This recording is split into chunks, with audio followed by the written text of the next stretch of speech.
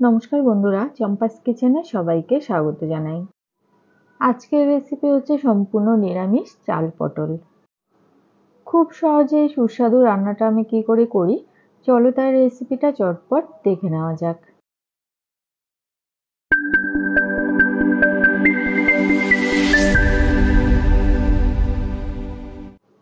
তো সবার প্রথমে গ্যাস জ্বালিয়ে একটা কড়াই গরমে বসাচ্ছি। কড়াইটা খুব ভালো করে গরম হয়ে গেলে দিয়ে দিতে হবে 2 টেবিল স্পুন সর্ষের তেল। তেলটাকে ধোঁয়া ওঠা অবধি গরম করে নিয়ে দিচ্ছি একটা ফাটিয়ে নেওয়া শুকনো লঙ্কা আর একটা তেজপাতা, হাফ টিস্পুন গোটা জিরে দিলাম আর দিচ্ছি 1 চিমটে পরিমাণ হিং। লো ফ্লেমে জাস্ট 4-5 সেকেন্ড নাড়াচাড়া করে ফোড়নের মশলাগুলোকে ভেজে নেব। ফোড়ন থেকে একটা সুন্দর গন্ধ বেরিয়েছে। এবারে এর মধ্যে দিচ্ছি 1/4 কাপ গোবিন্দভোগ চাল। লো ফ্লেমে 2 থেকে 3 মিনিট নাড়াচাড়া করে চালগুলোকেও ভেজে নেব। দেখো চালগুলো খুব সুন্দর করে ফুলে উঠেছে। এবারে এর মধ্যে দিয়ে দিচ্ছি ডুমো ডুমো করে কেটে রাখা আলু।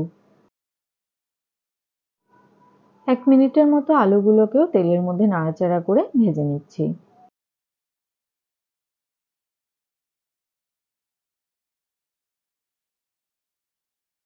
কিছুক্ষণ আলুগুলোকে ভেজে নেওয়ার পরে দিচ্ছি ডুমো ডুমো করে কেটে রাখা পটল। এবারে আলু, পটল, চাল 1-2 মিনিটের মতো একসাথে ভেজে নিচ্ছি।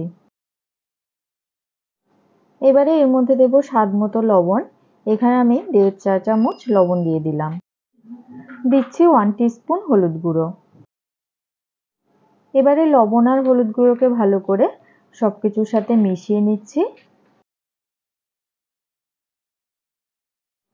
গ্যাসের আঁচ লোতে রেখে এবারে এটাকে 5 মিনিটের জন্য ঢেকে দিলাম।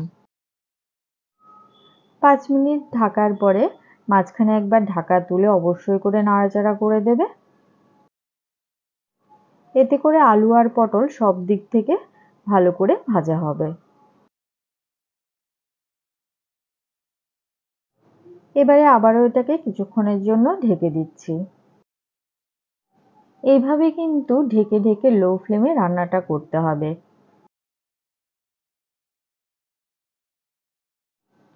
এবারে এর মধ্যে দেব একটা বাটা মশলা, একটা টমেটো, হাফ ইঞ্চ আদা আর 3টে কাঁচা লঙ্কাকে বেটে নিয়েছিলাম। সেই মিশ্রণটা এবারে এর মধ্যে দিচ্ছি। একই সাথে দিচ্ছি 1 টিস্পুন জিরে গুঁড়ো, 1 টিস্পুন ধনে গুঁড়ো আর দেব খুব সামান্য 1/4 টিস্পুন কাশ্মীরি লঙ্কা গুঁড়ো। মিক্সিং জারটা ধুয়ে সামান্য জল দিলাম। এবারে সমস্ত মশলা খুব ভালো করে সবজির সাথে মিশিয়ে 3 থেকে 4 মিনিট সময় নিয়ে কষিয়ে নেব। আমাদের চ্যানেল চম্পাস কিচেনের রেসিপিগুলো যদি তোমাদের ভালো লাগে তাহলে অবশ্যই চ্যানেলটাকে সাবস্ক্রাইব করে নেবে এবং পাশে থাকা বেল আইকনটাকে প্রেস করে দেবে। এতে করে যখনই আমি নতুন ভিডিও আপলোড করব সাথে সাথে এর নোটিফিকেশন তোমাদের কাছে পৌঁছে যাবে। এইদিকে দেখো মশলা খুব ভালো করে কষানো হয়ে গেছে। এবারে এর মধ্যে দিয়ে দিচ্ছি 1.5 কাপ পরিমাণ গরম জল। ঝোলের সাথে সমস্ত কিছু ভালো করে মিশিয়ে গ্যাসের আঁচটা হাইতে করে দেব। দেখো ঝোল ফুটে উঠেছে। এবারে গ্যাসের আঁচটা একদম লোতে করে দিয়ে মোটামুটি 10 মিনিটের জন্য এটাকে ঢেকে দিচ্ছি। গোবিন্দভোগ চাল, আলু, পটল সেদ্ধ হতে যেহেতু একটু বেশি সময় লাগবে, তাই মাঝখানে একবার ঢাকাটা তুলে সবকিছু নাড়াচাড়া করে মিশিয়ে নেবে। দেখো আলু কিন্তু এখনো সেদ্ধ হয়নি।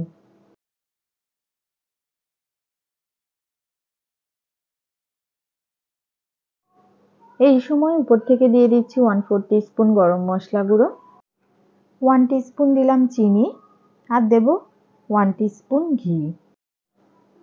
ঘি, গরম মশলা এই রান্নাতে খুব সুন্দর একটা ফ্লেভার নিয়ে আসবে। আর সামান্য চিনি যে কোনো নিরামিষ রান্নাতেই কিন্তু বেশ ভালো লাগে।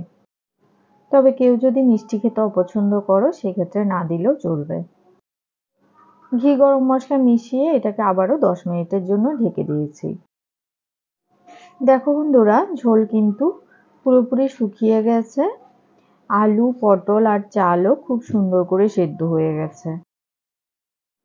যেটুকুনি ঝোল আছে এটাও কিন্তু ঠান্ডা হলে পুরো শুকিয়ে যাবে।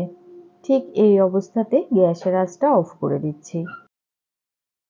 তো বন্ধুরা, আজকের রেসিপিটা তোমাদের কেমন লাগলো অবশ্যই কমেন্ট করে জানাবে। ভালো লাগলে লাইক করবে আর তোমার বন্ধুদের সাথে ভিডিওটাকে শেয়ার করতে কিন্তু একদম ভুলবে না। এতক্ষণ আমার পাশে থেকে ভিডিওটা দেখার জন্য অনেক অনেক ধন্যবাদ। ভালো থাকবে, সুস্থ থাকবে। পরের ভিডিওতে আবার দেখা হবে। বাই।